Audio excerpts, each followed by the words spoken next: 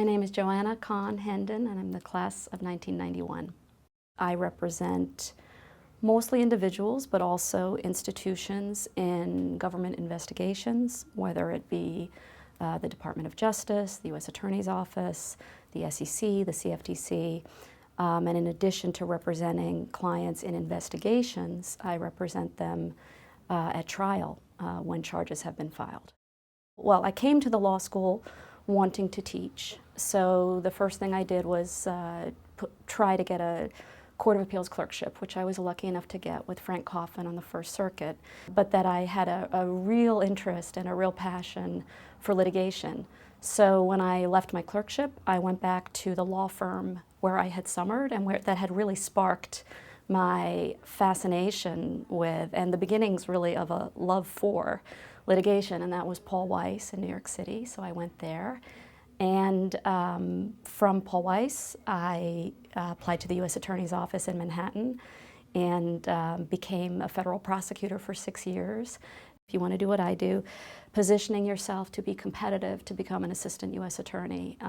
You don't have to be an assistant U.S. attorney in your career in order to have a successful career as a defense lawyer, but it is incredibly helpful, and not as some sort of a credential to put on your resume, but because by working inside the office, you really literally understand how prosecutors think and how they react, and so then when you're serving clients, you can be very tactical and thoughtful about how to approach the office, because a lot of what you do as a defense lawyer is with the office, with the U.S. Attorney's Office, with the DA's office, in the hopes of never having to be in court under an indictment, if that makes sense.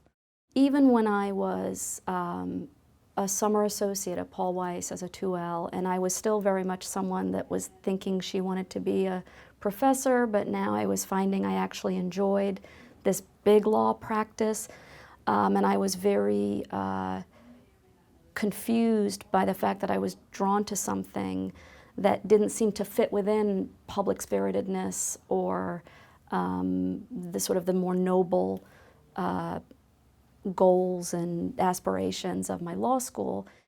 Law is a tool for good, for public policy.